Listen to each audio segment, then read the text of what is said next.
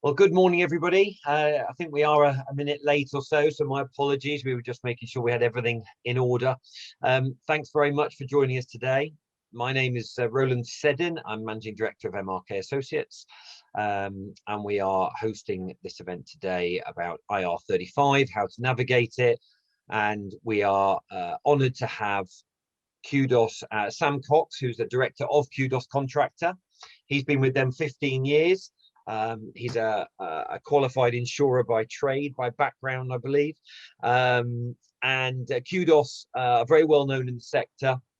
They've defended over 1,500 IR35 inquiries, and I'm sure we'll probably have many more to do over the next couple of years or so. So Kudos are very kindly, and Sam today going to talk us through a number of points around IR35. But before I launch Sam into it and let him introduce, we've got a couple of questions in a poll, if we wouldn't mind answering those.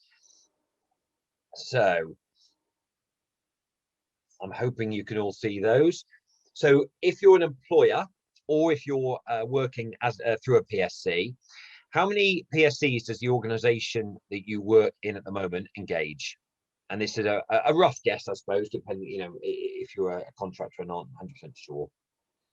And then the second question, does your company have an established model in place to manage the IR35 reforms and the determination process, which is just as important?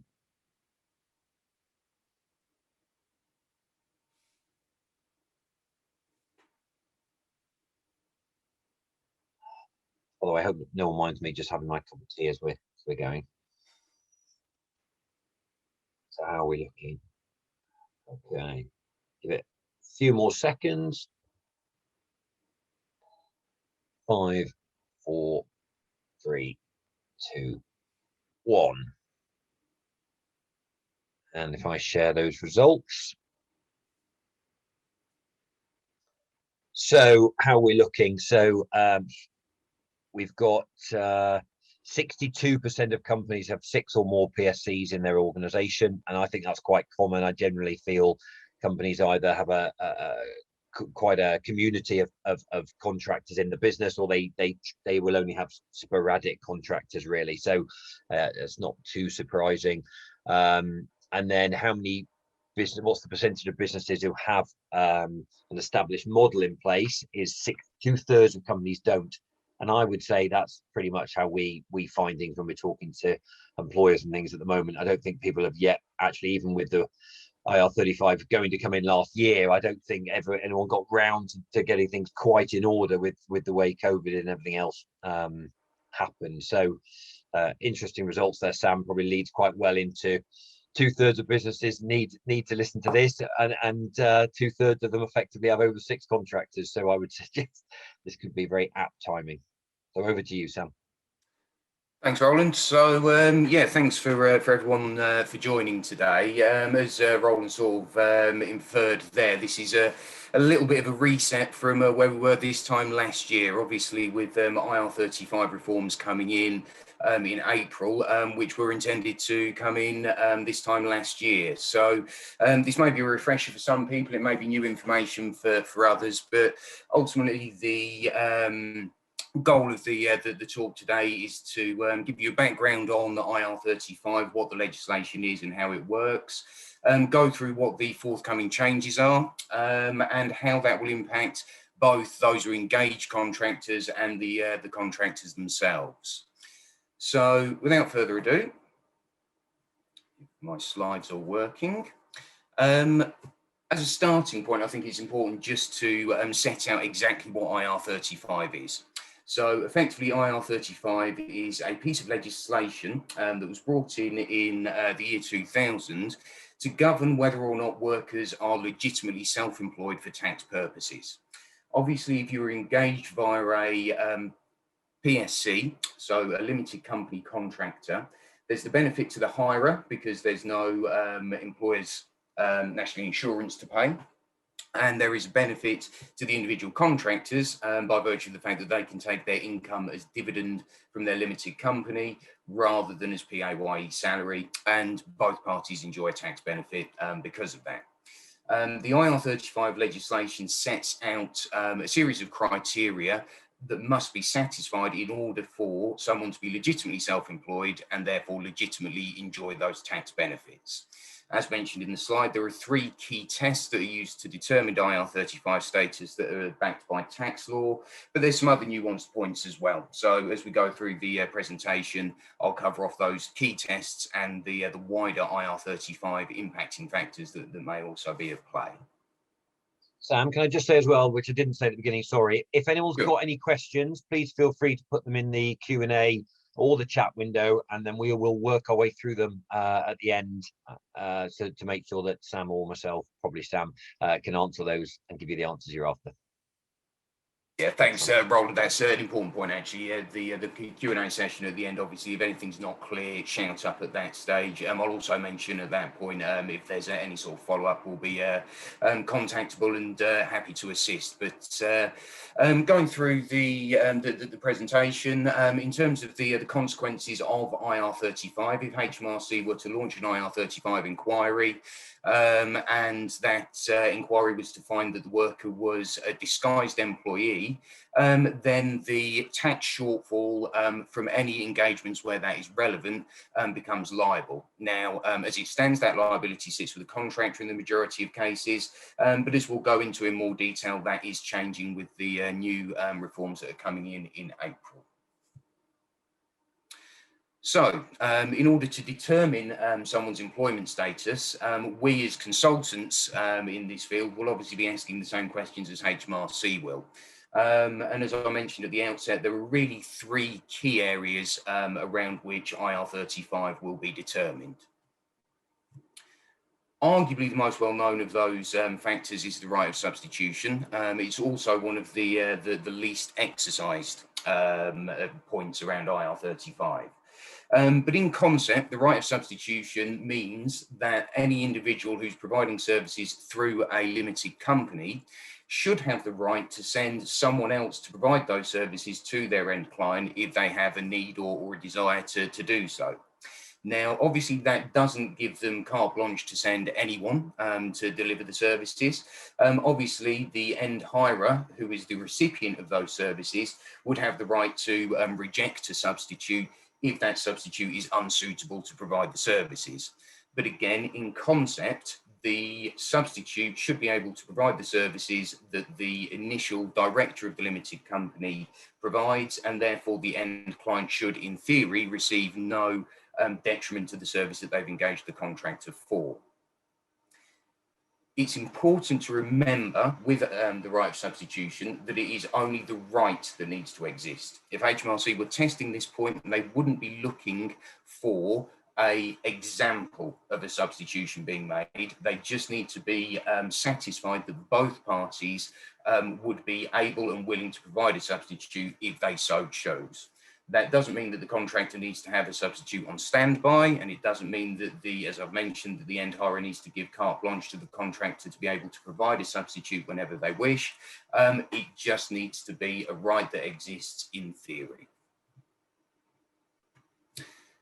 The second key test around IR35 is control. Now, this is probably more of a logical test for many who are providing services on this basis. Fundamentally, if you're engaged on a self-employed basis, you should have a reasonable degree of autonomy over the services that you are providing to your client. You're being brought in for a set of expertise, and you should be able to deliver those expertise without too onerous oversight, supervision, or direction by your end hirer. Now, that doesn't extend to logistical factors. So if the services can only be provided at your end client's site, for example, it wouldn't be considered an inappropriate level of control for your client to say you have to come to site to deliver those services. Similarly, if those services can only be delivered during set business hours, it's not unreasonable for an end hirer to say the contractor needs to be working during these hours.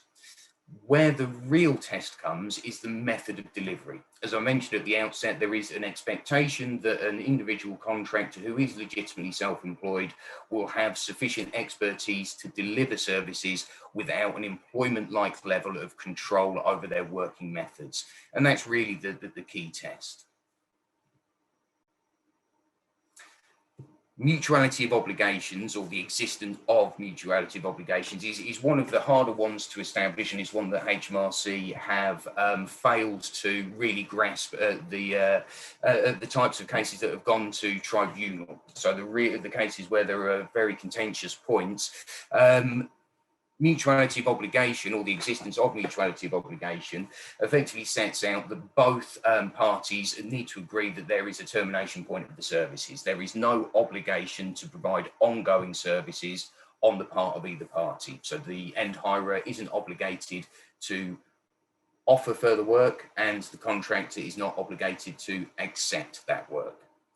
As I say, that's one of the cases that HMRC, or one of the areas that HMRC have been less consistent in applying, and the case law surrounding mutuality of obligation is less clear than the substitution and control factors. So by virtue of that, mutuality of obligation is probably the least crucial of those three key tests, but is obviously one that is still relevant because there is a degree of case law that does establish that if there is no ongoing mutuality of obligation, then a contractor can be legitimately self-employed. Now, of those three key tests, substitution, control, and mutuality of obligation, by the letter of the IR35 legislation, only one of those three key tests needs to be satisfied in order for a contractor to be legitimately self-employed.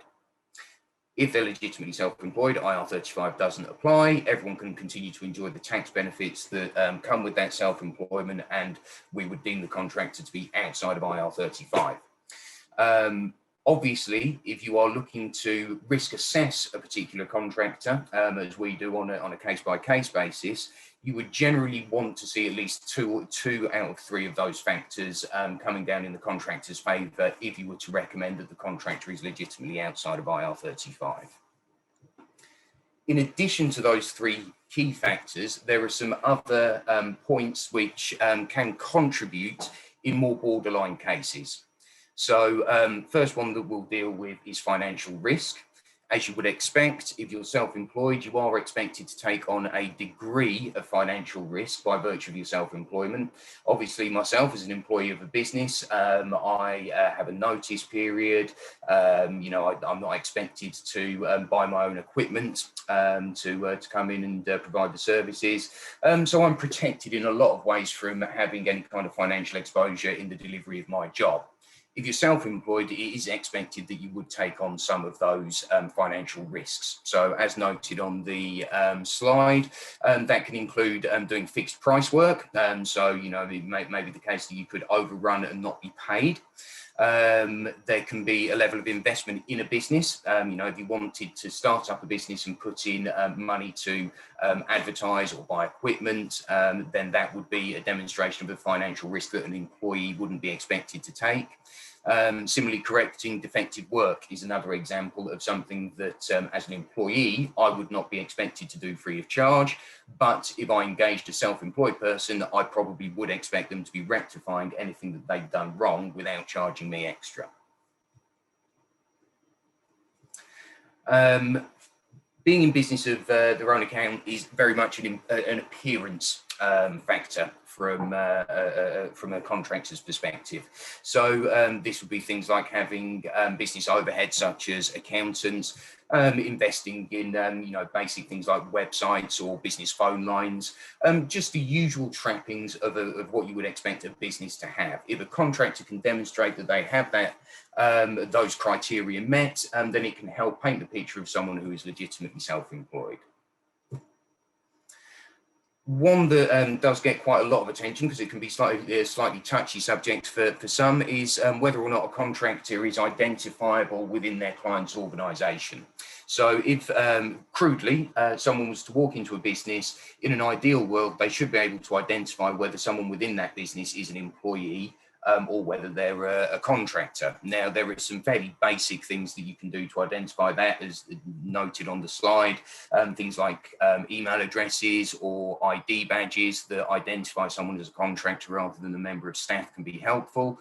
But the ones that HMRC tend to focus on more are the employment-like benefits. So access to company cars, to gym equipment, to other on-site facilities, to discounted meals in cafeterias even have been cited. Invitations to Christmas parties have been used as an example before. Again, this isn't one of the key tests of IR35, but if we were painting in an ideal picture, we would expect that all of those employment-like benefits and all of those employment-like trappings that come with working for a business are denied to a contractor. Now, again, in reality, that may not be the case, and it's not one of the key tests of IR35, but it is certainly something that would potentially sway an argument in a borderline case.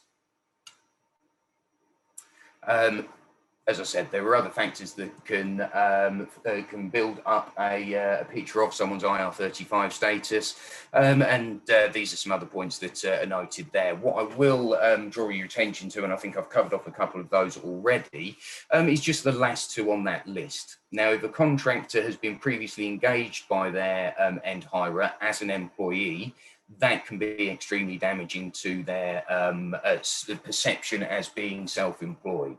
The reason the IR35 legislation came about is that there was some exploitation of the limited company model whereby you were seeing employees leave a role on a Friday afternoon and then return doing the same role on a self-employed basis on a Monday, the Friday to Monday rule. So in previous employment with your end hirer is something that has always been sort of front and centre of HMRC's mindset when they're looking at IR35 status. And the last point there is length of service. Now, we're very frequently asked by people, if I've been working with an end hirer for more than 2 years, is that damaging to my IR35 status? And the answer is yes, but only to a slight degree. If the service is an extreme long time, so 5 years or more, for example, that could certainly be seen as an implied mutuality of obligation to provide ongoing service. But if the agreement is 2, 3, 4 years, it's not too far outside of standard protocols, and provided the rest of the IR35 criteria are met, or enough other IR35 criteria are met, then length of service is a relatively minor consideration. Sam, just on that, we've got a question, so I thought might just jump in quickly now. Yeah, dive in. What type of training can the contractor perform? Okay, or what can't they, perhaps? Okay, so delivery of training isn't problematic at all from a contractor perspective. Now, the mention of training on those slides is more focused on the receipt of training. So you wouldn't expect someone who is engaging a contractor to pay for the training of that contractor. That contractor should be paying for their own training and qualifications. So it's very much the purpose of the slide is very much focused on the receipt of training rather than the delivery. In fact, delivery of training is a fairly well-established contracting trade and lends itself quite well to self-employment. So there would be no significant concerns there, unless the training was more to do with potentially in-house matters. So I would be maybe a little bit more concerned if the training was on specific HR issues that might apply to a business. But broadly speaking, there are no IR35 concerns with someone who's engaged to deliver training. Yeah, and we've got a few more questions have now come in on the back of that, as it were. Do you want to answer them now, or do you want to leave it to the end? What are your thoughts? Well, I'll tell you what I'll do. The office holders legislation is the last slide of this section. So what I'll do at the end of this section, if we sort of stop in and do a couple of questions at that point, maybe? Yeah, perfect. Okay. So having gone through those IR35 tests and how they can impact someone's IR35 status, I think it's also important to note at this point an additional piece of legislation that can impact on IR35. It's not applicable for the vast majority of contractors, but if it does apply, it can trump all of those other factors in determining someone's IR35 status. So I'll take you through an IR35 timeline slightly later in the presentation, but around the 2010 mark, I believe, the office holders legislation was brought in. What that does is focus on individuals or contractors within a business who are filling roles that would be colloquially known as board level roles, so senior board level roles, so chief exec roles, financial directors, managing directors. Bringing a contractor in to fill that role has been deemed to be non-compliant, the justification being that if you are that responsible for another business, you can't be truly independent, and therefore you are not truly a independent contractor. So if a office holder, if a contractor is in an office holding position, so a role which continually exists despite someone filling it or not, and a role or a role that is appointed by a board of directors or by statute, they are automatically caught by IR35 under the office holders legislation. Now, as I say, it doesn't apply to the majority of contractors, but if you are in that situation, then it is extremely precarious, and obviously advice should be taken. But Roland, did you want to fire off on a couple of questions at this point?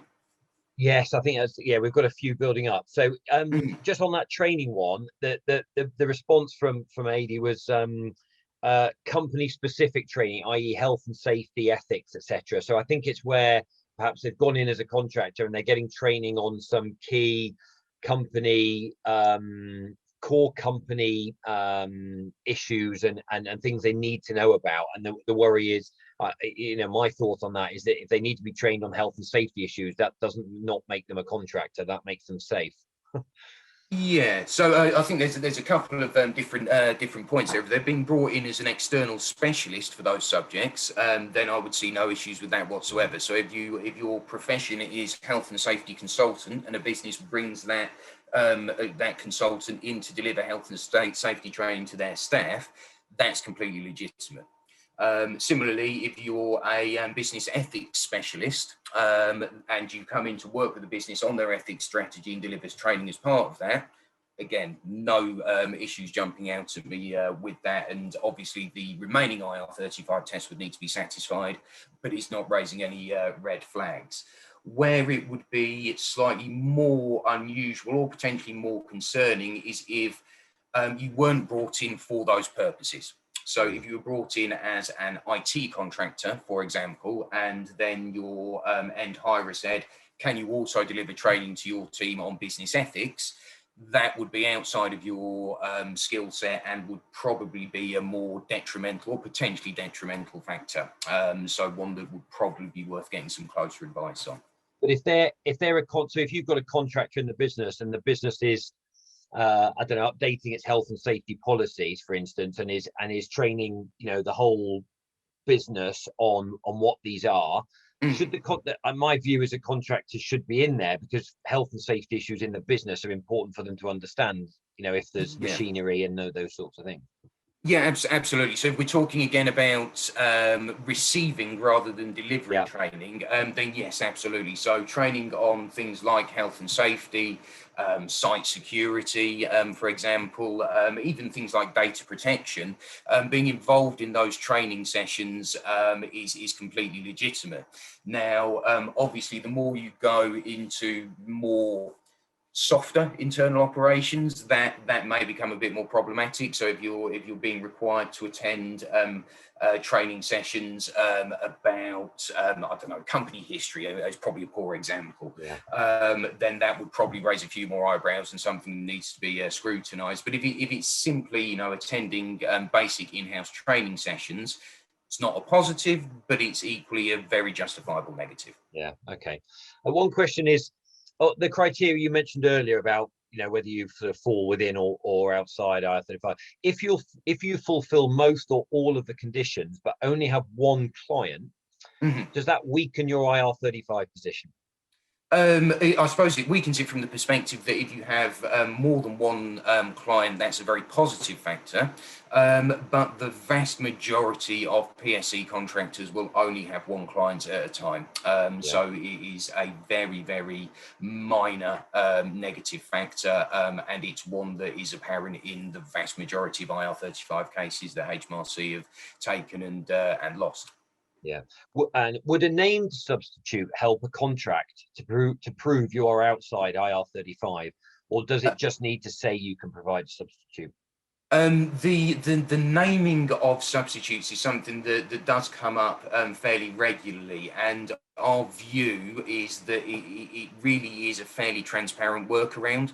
Unless there is a true intention for both parties to allow a legitimate substitution to take place, naming a substitute in the contract isn't going to fool anyone, frankly. So if HMRC were to see that in there, you could even make a case that they may choose to scrutinise the substitute point in more detail if they feel as though someone has tried to mislead by putting in place artificial structures. That being said, if the worker does genuinely intend to have that person on standby and use them as a substitute if the need arises, then there's no detriment whatsoever. So I would come down on the side of being transparent with your arrangements. If you need that, if you want that, get it in place. If you don't, then don't put it in place for the sake of it. Yeah. What would be considered a genuine versus sham subclause? Okay. So a sham subclause, or as HMRC have referred to them in case law, I believe, as a fettered right of substitution, would be a right, in inverted commas, that's noted in the contract that is caveated to the extent that no right really exists. So if you have a clause in a contract that says a substitute can be provided by the contractor at the absolute discretion of the end hirer, that would be a sham substitution clause, because ultimately there's no right there. It's entirely at the discretion of the end hirer. There's no reason, though, that substitution clause can't contain some caveats. So the contractor can provide a substitute if X, Y, and Z criteria are met. Provided those criteria are reasonable, we wouldn't consider that substitution clause to be a sham or unreasonably fettered. Okay. And Sam, can you give further examples in regards to the control element, the when, what, and how? For example, this person's a finance professional, usually gets involved in process improvement projects. Therefore, their ideas and proposals need to be approved by the client, but they don't tell this person how to do it, how to deliver it. Yeah, and I think that really is the crux of it. Obviously, the more freedom a contractor has over what they're doing and when they're doing it and where they're doing it is preferable. So all of those factors would help an IR35 status, but the real nub of the issue is more around the how. So in that example, it sounds as though the end hirer is telling the contractor what needs to be done, but the contractor is determining how they're going about doing that. And really, in a nutshell, that is what we would be looking for from a realistic contractor situation. We appreciate, as experienced specialists in the market, that contractors are in place with end clients as staff augmentation. They're there to deliver services alongside internal staff. To say that they are going to come in and just do what they want when they want without any kind of oversight or any degree of control is not reasonable. It just comes down to that being able to exercise their own professional expertise in their working methods above all else. Yeah, okay. Another question, which I think actually you've just answered, which is, you said the real test is method of delivery. Could you please give some additional details? So I think that covers that. Maria, if that doesn't cover that, please just add some extra details in here and we'll answer that later on. Last question, would it be fair to say that the main difference between IR35 and what has come before is that the onus is now on the person seeking the services of the contractor versus the contractor that is providing them? Yeah, absolutely, and that's really the focus of the remainder of the presentation. Pretty much, that's the crux of the change. So I'll go through that in a little bit more detail in the next bit. So that There you probably ends go. fairly well as a bit of a Leads on, segue. leads Very on simple. perfectly. There you go. All yours. Just a last note in terms of looking at the determining IR35 status. We're often asked about the importance of the written contract versus working practices.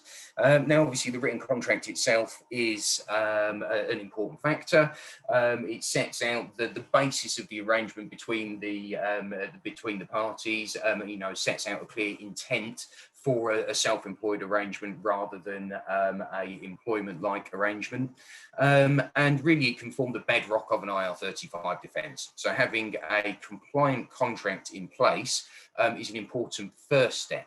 However, the working practices will always take precedent. If HMRC look at a compliant contract, the first thing that they will do is approach the end client and start asking questions about how those services are delivered. If those services suggest that the contract is not being followed, then HMRC will set the contract aside and concentrate solely on the working practices for the purposes of determining a contractor's IR35 status. So on that basis, it's important that when you are trying to determine someone's IR35 status, both parties are engaged in that. So the end hirer and the contractor need to be coming to an agreement and an agreed set of non-contractual terms about how the working practices are delivered. So, coming into April last year, there was obviously the very well publicised IR35 reforms, but they have actually had a very long tail. So, just very briefly, as I mentioned earlier, IR35 came in the year 2000 for the reasons that we've discussed. What we found was that HMRC launched a very large number of inquiries immediately. It changed behaviours in the market, which meant that the legislation really had the effect that HMRC wanted it to. It changed how the market had behaved. But from that point, HMRC were not particularly successful in applying the IR35 legislation. So Roland noted at the outset that QDOS have defended over 1,600 IR35 inquiries. Well, of that, we've only lost 6 cases. And those cases were cases where we had provided no advice prior to the inquiry taking place. So that type of loss ratio for HMRC, whilst obviously ours would be better than contractors who are defending themselves, and there are certainly some high profile cases that HMRC have won around IR35, their track record in general has been very poor. So there's always been an appetite to make changes to the legislation. The first signs of this came around in 2010 as it was given to a remit for the Office of Tax Simplification. That led to the IR35 Forum being introduced, which was effectively another consulting body. HMRC then first started using what's known as the business entity test, which is a precursor to the current CEST model, which I'll be coming to later, and I would imagine several of you are familiar with. They also tweaked the legislation to reflect the Office Holders Amendment, which I mentioned earlier. The business entity tests were subsequently abolished. Consultation for the reforms of the legislation then followed that. Public sector reforms came into place in 2017, and those are really the key sort of change post year 2000 that's impacted the most on IR35 and really act as a precursor to the reforms that are coming in this year to the private sector. The transition from private sector to public sector, or sorry, other way around, from public sector reforms to private sector reforms has, took 3 years up until last year and is now going into its 4th year. So as you can imagine, it's not been smooth. There's been numerous periods of consultation and against a lot of industry advice, HMRC have rolled out what they did in the public sector into the private sector as of this year. So The rules are, currently as it stands, that a contractor is responsible for determining their own IR35 status, and if they determine that incorrectly, then HMRC will pursue the contractor for any tax shortfall. With the public sector reforms in 2017, that changed, and it made the end hirer responsible for determining the status of the worker. The contractor was no longer responsible for self-determination, it was the responsibility of the end hirer. The tax liability was also removed from the contractor, and that was placed on the fee payer, who is typically an agency, but can also be the end hirer if there is no agency in the chain. If a worker was scrutinised by HMRC and they were found to be inside IR35, then the fee payer would be responsible for the tax and NI. Now, there are several ongoing cases in the public sector. We are defending several of them. None of them are at the stage yet where we have seen an inquiry reach its full conclusion. So there are still unknowns about how HMRC will go about applying the public sector legislation, and therefore there is a limited amount that we can apply to the private sector reforms when they're coming in. But the rules remain the same. The move from contractors self-determining to putting the obligation on the end hirer to make the determination are coming in April this year, and the tax burden on the fee payer, whether that be an agency or the hirer, also come in as of April this year. So regardless of the success or otherwise of the public sector reforms, HMRC have rolled those out or are rolling those out into the private sector, and it has fundamentally changed how IR35 needs to be assessed. Now, you can see at the bottom of that slide, there are references to HMRC's CEST tool. Now, CEST is an online program where it's a questionnaire model, which in itself is non-problematic, that captures information about the working practices of a contractor. It can be completed by any party in the chain, and what it will do is give a view based on HMRC's own opinion as to whether or not a particular role is inside or outside of IR35. Now, typically, as HMRC do have vested interests, it is weighted heavily towards finding contractors inside IR35, where many independent advisors would actually find them to be outside of IR35. And it also does not give formal determinations in a large percentage of cases. So more borderline cases, if you're trying to make a determination via CEST, HMRC will say we don't have enough information and the result is indeterminate, leaving people with nowhere to go. So fundamentally, businesses will need an alternative approach, or at least access to alternative resources in order to satisfy the new legislation.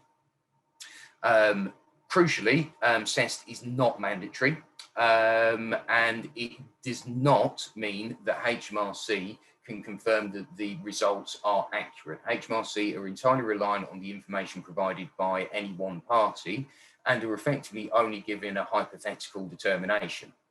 Now, the party line from HMRC has been that they will stand by the results of CEST determinations. There are numerous cases already where HMRC are not standing by the findings of CEST, and that comes down to the fact that any information can be put into their tool, but because there's no validation of that outside of the tool, HMRC are quite able to challenge the information that has been provided to them in reaching the determination via the CEST tool, and deem that the information that they've been provided is incorrect and therefore the determination is wrong. So whilst the CEST tool has a place in preparing for the reforms, it's an extremely flawed way of businesses approaching making status determinations for their workers. So I think I've skipped ahead on a slide here, but just to reiterate, the reforms that were in the public sector in 2017 are now being rolled out into the private sector. Obviously, that was intended last year, delayed due to coronavirus, and now rolling out in April 21. We are still asked on virtually a daily basis whether or not there are going to be any further delays. I would imagine we may even have a question or two in the question and answer session at the end to that effect. The answer to that is we obviously don't know for certain. HMRC could pull the rug out for us from under us theoretically at any point, but we are now at the point where businesses have to prepare for the reform. There's 2 months left until the new legislation kicks in. There's a process that needs to be followed in order to make determinations for contractors. So even if HMRC do change or move the goalposts at the absolute last minute, we're now pretty much at the point where businesses have to act anyway, which was very similar to last year, albeit with the coronavirus issue being a reasonable justification for the delay. Now, one thing to point out about the private sector legislation, the forthcoming IR35 reforms that differs from the public sector, is that there is a small business exemption. Now, what that means is if the end hirer, and that's crucial, it's the end hirer and not an agency in the chain, meets 2 out of the 3 criteria that you can see on the slide there for 2 consecutive years, then they will be deemed to be a large business. If they don't meet those criteria, then they're deemed to be a small business, and the legislation will not apply.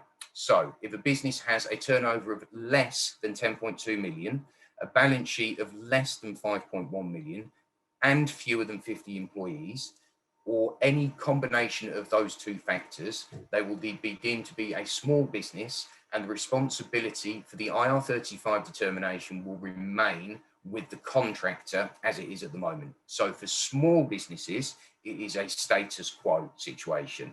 Anyone who doesn't fall within that small business exemption, though, will need to prepare for the reforms. And Sam, I asked this particularly because companies have been hit potentially quite a lot with turnover wise and whatever. Mm-hmm.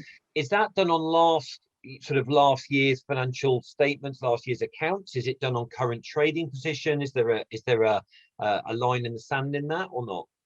Yeah, so HMRC have actually fairly recently just clarified on this. So the situation would be that a business the small business exemptions need to be met for 2 years, needs to be exceeded for 2 years in a row. So if you've been a small business and then you grow to a large business size, the legislation will not apply to you until your financial statements have shown that you are no longer small business exempt for 2 consecutive reporting years. And you will be required to follow the new legislation from the start of the tax year after the filing date of your 2nd consecutive year outside of the small business exemptions. So it's a slightly complex point, and I think HMRC probably underestimated how much ambiguity that could create. But what I can do is provide some more guidance on that specifically so people can do some wider reading on that if needed.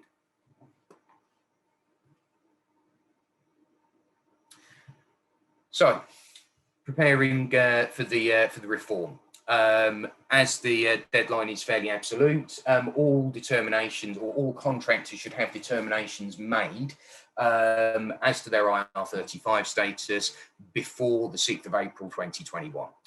If that isn't carried out, then technically the business is in contravention of the legislation and may suffer the penalties for doing that. HMRC did last year suggest that there would be I believe they termed it a soft landing for the legislation, and they would be and they wouldn't be penalising businesses that were not unreasonably slow at adopting the any practices to work with the new IR35 rules. I don't believe there's any sign that they've made similar assurances this year.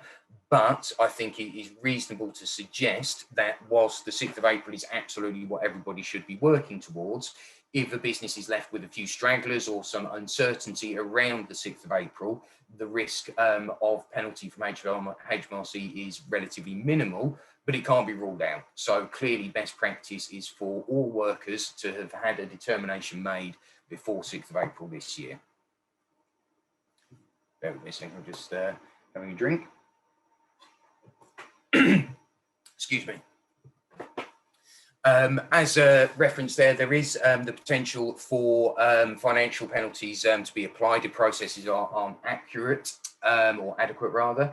And fundamentally within the legislation itself, it does require the end hirer to take reasonable steps to make sure that their determinations are correct. Now, helpfully HMRC haven't set out what they would consider reasonable to be.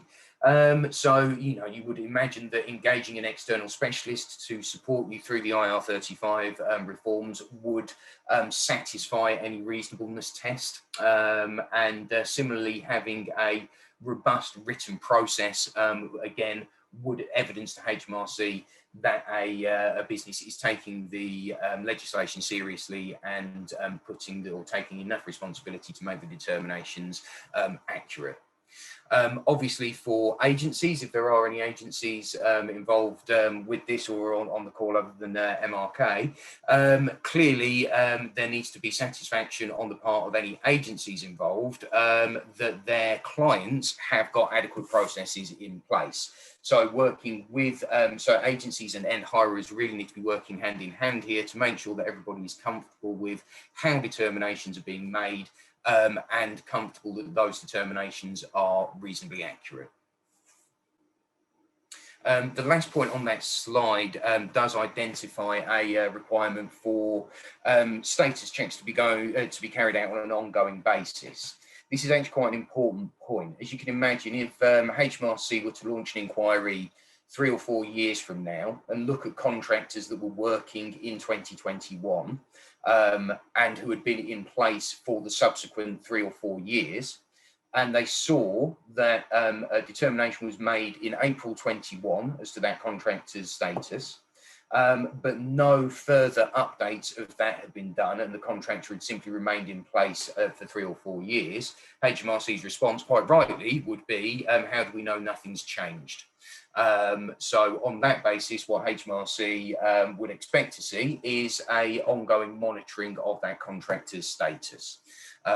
We recommend that's done every 6 months. That may change over time depending on how case law goes. But fundamentally, we would expect it is not a one-off exercise, and we would expect HMRC to be scrutinising any businesses that haven't refreshed and renewed their status determinations. As per the legislation, the status determination itself does need to be issued to the contractor. There are various criteria that need to be met with the status determination. Broadly, that needs to outline the name of the PSC, the dates that they're working, and the reasons for the contractor being outside or inside of IR35 within that determination. Similarly, the contractor, again noted in the legislation, has a right to dispute that determination, and that process needs to be noted to the contractor. That dispute process is internal with the end hirer, so ultimately their discretion remains as to whether or not that contractor will be found inside or outside IR35, but the legislation does make provisions for the contractor's argument to be heard, and that needs to be a documented process. So for contractors, clearly the impact will be more around whether or not end hirers are still looking to work with contractors.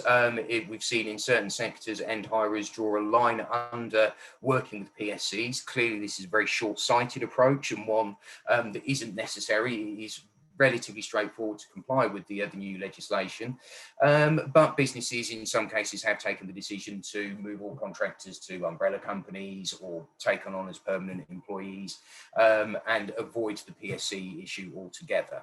But if you are a contractor and you are looking to or are able to continue to work with your end client post April on a PSC basis, then you need to be prepared to participate in a status determination process. Hopefully your end hirer will have a process that involves your input, but equally you need to be able to source independent advice if you're not happy with what your end client has told you about your status. What we've seen over the last 3 or 4 years since we've been providing consultancy services around the public sector reforms is actually disputes between contractors and end hirers are relatively few and far between. Once a business has got to the point of deciding that they will go down the route of making determinations for their contractors, both parties are reasonably aligned in their needs to have a truthful view of a contractor's status and are reasonably amenable to taking steps to go down to document that. The contractor is best served to be prepared for those discussions. That can involve taking independent advice at the outset or waiting until later. Many contractors will already have had some independent advice over the years. So really it is just a case of consolidating their position in preparation for the reforms. Now, in terms of what QDOS can do to support, this is just very quickly just to go through our services at the end of this presentation. The main tool that we've put in place for public sector bodies and now in the private sector as well is our own status determination tool. So this is a more detailed version of HMRC's CES tool in a lot of ways. It's a questionnaire-based process whereby end hirers will invite contractors to provide information about their working practices. QDOS's internal specialists will review that information and then present to the end hirer our views as to whether or not the contractor is inside or outside of IR35 and request that the end hirer reviews the information that the contractor has provided and provide any additional information or dispute or disagree or clarify any points that the contractor has made that they don't agree with. At the end of that process, we will issue a status determination, and that status determination is backed by an insurance policy that will cover the cost of defending it against HMRC. And if our determination is proved to be incorrect, it will also cover the tax loss associated with that contractor being found inside of IR35. We obviously provide a wide variety of wraparound services as well. So audits covering internal process, contracts, documentation. We will do training for in-house staff. You know, if you do need someone to take ownership of the IR35 project, then clearly having someone with a degree of training internally is of benefit to businesses, and we've been training people for a number of years around that. And any wider ad hoc consultancy services around general status. So any users who have contractors engaged via other means, for example, if there's CIS-based contractors who aren't operating by PSCs, there's slightly different rules, and we can provide some guidance around that as well. So with the quick sales pitch, that was how we bring the conversation to a close. So Roland, if there's any more questions or queries at this stage, I'm conscious we might run a little bit long. I lost track of the time with the questions in the meantime, but if you've got questions, yeah, we'll cover off a few more. Thank you very much, Sam. That was great and very knowledgeable as expected. So we have got quite a few questions. So what I would say is, appreciate we're running this till 11, but what Sam and I will do is we will get through all the questions and answer them, so they're all recorded, and then we will be sending the recording out to everyone who's attended. So if you have got to go for an 11 o'clock meeting, which I appreciate how the world works now, don't worry if you've asked a question, we will get through it, and it will be on the recording. So when you get this, you might have to just scroll to the end to find your question. One of the comments actually I've got from Steve, who I know, actually, he's put, I can see the future of PSC working being more limited, where companies will move to fixed-term contracts. Do you believe this is the case going forward, or is this just a knee-jerk reaction? Well, actually, I was going to answer this probably from a recruitment point of view in terms of what we're seeing. And Sam, can I share my screen? Do you mind just unsharing? I just want to sort of share something that I think we'll start to see a little bit more of. Right, because I think what you'll find is can you see the technical consulting page? Sam, Yeah, can you see that? Yeah. Yeah. So, Steve, I think what you'll see is a few products come along. Now, it won't change IR35, and you won't find people can suddenly get round IR35. But we've created this product, which is where employers have got maybe projects going on, like systems implementations and those types of things, integrations, acquisitions, whatever. What we've done is try to put it together where we will actually bring a contractor with us to a meeting, have a pre-project conversation so that the employer gets a chance to actually discuss the challenges they might face and those sorts of things. So we bring someone that's already run one of these projects, have a chance to then go away, put together a project plan, and the idea, and that will have full costs, resources, timescales, etc. And then the contractor will deliver that project for the client in line with those timescales and costs and whatever, and maybe using internal resource or using other interims within the project. And then the project will be invoiced on set timescales, on set milestones. So the contractors, it's not going to change the fact that if the job's within IR35, it's still going to be within it. But what this does is perhaps come up with some advantages to help illustrate that the job is more outside IR35 and less borderline and less risky. So you might find that there's a few products that come up. Truthfully, I'm talking to a few employers about this. Most of them have said to me they've not heard of agencies coming up with these things yet, but I think you might find it.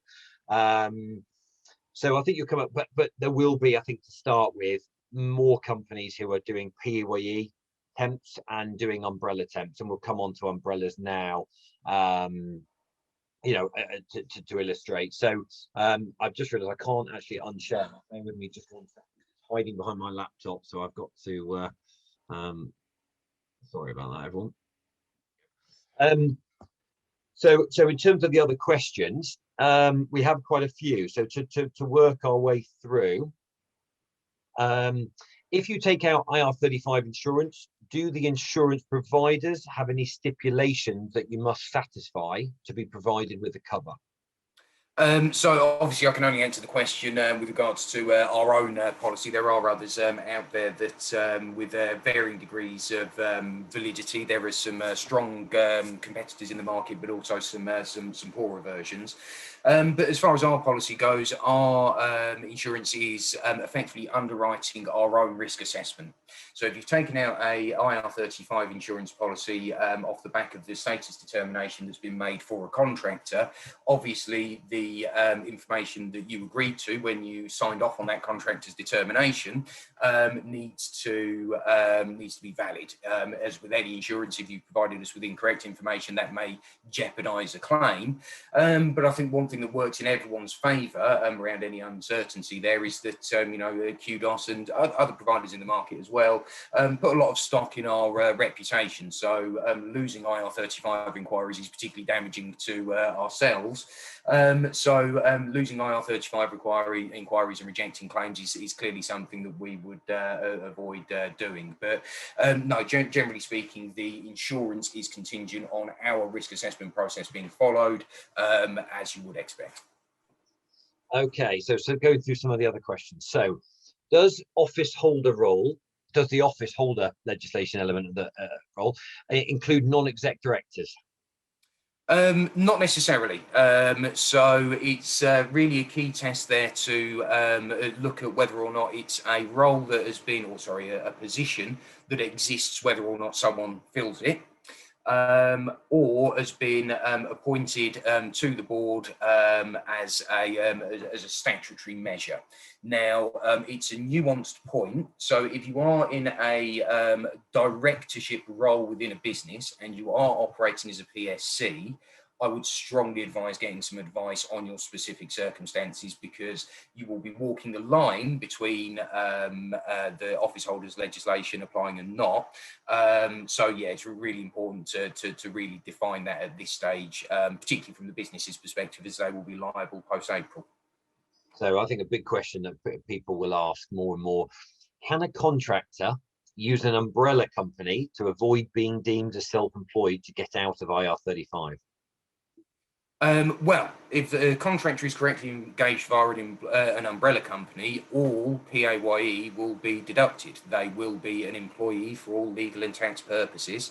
They may still behave as a contractor on a day-to-day basis, but from an employment tax perspective and an employment law perspective, they are an employee of that umbrella company, and therefore there is no tax liability from IR35. So it's safe. The issue for contractors is someone does have to pay for it. It will inevitably impact on their take-home pay to go down that route. But it does make it cut and dry. There is no IR35 case. Yeah. A question in relation to a couple of practical points of applying IR35. If a contractor falls inside IR35, do you tax them at basic rate, as they will not provide you with a P45, as they are not classed as an employee? I think that's what it is. And what do you provide them with at the end of the contract to show that they have paid tax on the earnings? Okay, so this would be post-reform, presumably, and the question is then pertaining to paying a contractor as inside IR35. The truthful answer is I've never seen it done. We as a business have never seen it done. It remains a theoretic possibility for a contractor to say, I am inside IR35, I acknowledge that, but I still want to work through my limited company. If that's the case, the business will need to deduct PAYE and NIC from the payments that they're making to the business. Now, clearly that doesn't make a huge amount of sense from an accounting perspective, and to be very clear, I'm not an accountant, so I would welcome any further clarification any accountants out there could provide. But as far as I'm concerned, you can't deduct PAYE or NIC from a payment to a limited company entity. You would also have to separately payroll the director to make those deductions. And the situation becomes an elaborate mess. Yeah. So in reality, those questions become a non-issue, because the only realistic solution is to set them up as an employee or an umbrella worker. Yeah, I agree. I mean, our view of this is if an employer, so I guess just for people remaining, the Qdos's portal is very much part of our operational process now. So when we register a job with an employer, what we we've done this with public sector, but launching this with private sector imminently, that we will be, every time we register a job, we will challenge the client on their status determination. We will be emailing them with a link to the Qdos portal to get them to ascertain through the Qdos portal whether this sits inside or outside.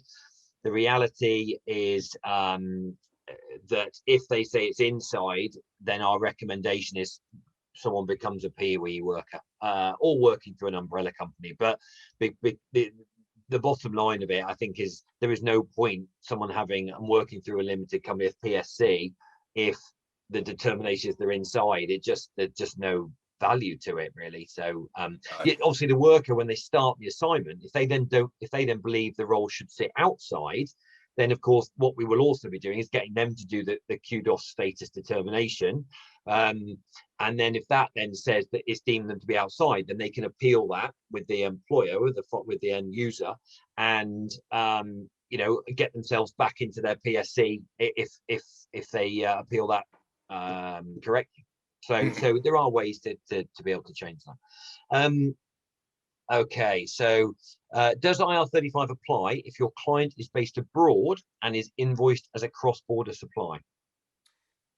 So it will depend on who is the fee payer. So if the end client, well, to be fair, there is some recent guidance on this, so I may just need to check back. But the general principle is that if the party that has the obligation sits outside of HMRC's remit, then HMRC cannot apply the legislation, and therefore the default position of the contract remaining liable remains. So if the end client, the true end client, is outside of HMRC's remit, so a non-UK entity, then our current view is that the legislation won't apply to the fee payer or the contractor, and the contractor themselves remains responsible for their IR35 status. I would caveat that though with HMRC have issued probably, I think, 3 or 4 different versions of guidance on that specific point. The international aspects of IR35, again, I think were a factor that will probably not given due consideration when this legislation was drafted. What I can do is follow up this call with some specific links to the latest guidance. Okay, so another question, does the business need to assess historic contractors or just new contractors from April? So my understanding of this is it's any contractor who is working as of 6th of April onwards, but they're not being backdated. So it's a fresh start from the 6th of April. Anyone working moving forward from there needs to be determined whether they're inside or outside. 100%. So yeah, if the contractor is working on the 6th of April, they need a determination effectively. Now, what I would just add to that is that if the worker has been in place for a long period of time, it makes sense to assess them in their current status. So don't assume that things will change post-April. Yes, there is the opportunity for a fresh start, but if a contractor is assessed today and it turns out for the last 2 years that they've actually been operating inside IR35, we can't necessarily just reset everything and start in April. May be possible to make some improvements, but equally it might not be the case. Okay. Where a company is part of a group where the group turnover and profit exceed the small business exemptions, but the individual companies, so the subsidiaries which operate in different markets, do not exceed the limits, are they exempt or not?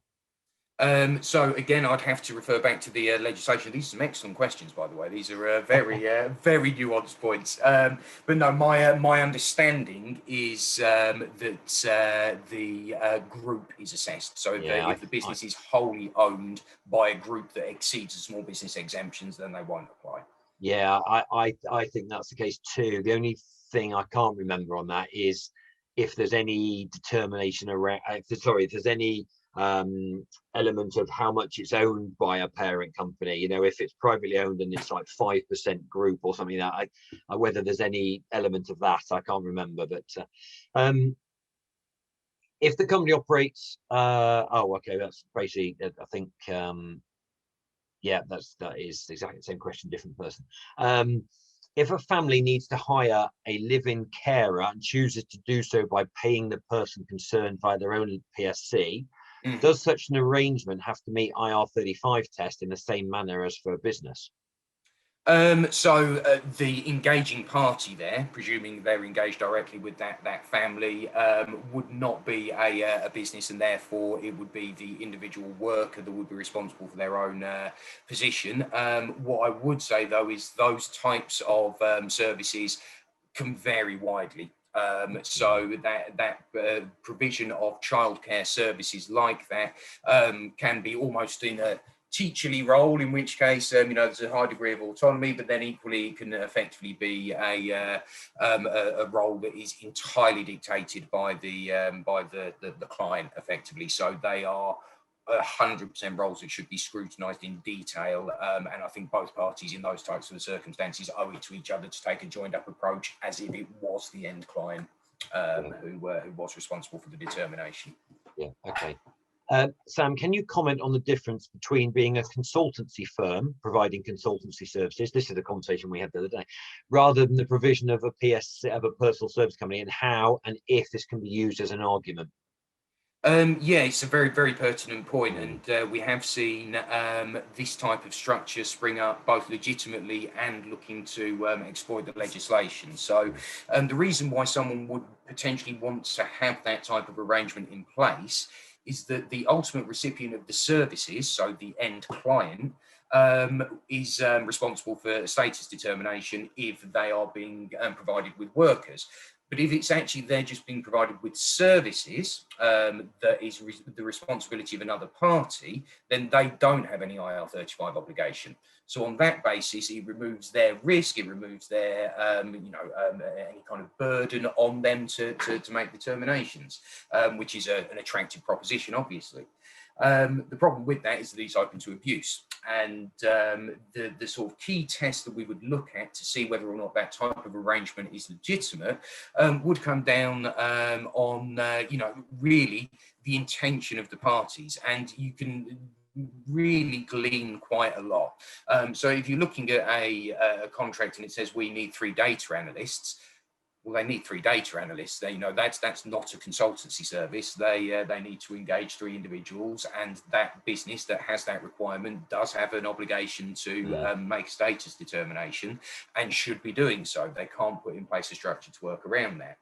However, if that can be structured in such a way that the consultancy sits in between, and there are 3 individuals who are working for that consultancy who are responsible for an overall project, ideally someone within that consultancy on an ownership or a senior level will have their own expertise to deliver a service, then it becomes more arguable that that's a genuine consultancy rather than a provision of resource. If you add into that pricing on a piecemeal basis, the ability for the consultancy to staff that contract however they see fit, so no specific individuals being noted, all of those things go together towards building a picture of either a legitimate consultancy or one that has only been put in place for the provision of or the avoidance of the IR35 legislation. So if we are if one of the people on the session today has got a requirement to have that scrutinised, we can take a look at that. We'll look at the written contracts and how the services are delivered, and give a professional view as to whether or not it's a legitimate consultancy, and therefore the consultancy needs to complete a status determination, or it's an illegitimate consultancy, in which case the end client needs to be informed that they've got this obligation. Yeah, absolutely. I think the other thing I'd say is a consultancy firm, is a different business model, and you need different insurances. It's a bit like the product I showed a minute ago, our technical consulting piece. We looked at whether that becomes a consultancy business, and therefore we deliver services and have consultants in it, and therefore it is a separate business model that needs to be delivered. You can't try and run that under the guise of a it's our interim offering, but actually we're trying to pretend it's a consultancy business. It doesn't, the two aren't on the same thing. So that's okay, last question. Do you still recommend the PSC completing a confirmation of arrangements letter and presenting this to their end client to add weight to their self-employed status? So it's an option. What I would suggest at this stage is that if a business is amenable to working with PSCs going forward and are going to participate in the determination process, just go ahead and do that. It's getting to the same point. There's not much time now to go back and forth with the confirmation of arrangements. But as a concept, actually what we're doing as a business via our platform is effectively getting in place confirmation of working arrangements. Our determination tools are focused purely on working practices, and going through that process gets both parties to agree to a set of working practices, which are then documented outside of the contract, which in essence is a confirmation of working arrangements document. So whilst we aren't explicitly recommending that, it's only because we are delivering that as part of our core service anyway. So there is absolutely a value to a working practices statement, but it's just something that is effectively encompassed within the status determination going forward. Yeah, absolutely. Last question. Why are umbrella companies not pulled into IR35, and will they be in the future? I mean, I think in short, if you're under an umbrella company, you're actually a PAYE worker. So it's as simple as that, isn't it? I mean, 100% now. There's numerous ways that umbrella companies can fall foul of other issues, but IR35 is a dead issue in any situation where PAYE is being paid on the full salary. Fairly neat one to sum that one up. Yeah, no, good. Well, thank you very much, and we've still got most of the audience with us, which is great. So thank you for joining us today, everybody. I hope you found that useful. Please feel free to drop myself or Sam an email, or link in with us if you've got any further questions. We will be sending the recording to everybody, so I hope that's useful. But as I said, please get in touch if we can be of any help from an information point of view. No problems at all. Thank you, Sam. Really kind. Great for you to join us.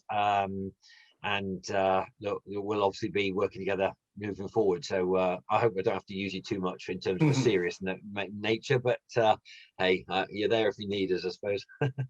Absolutely. But no, thanks. It's been fun. Thanks, Sam. Cheers.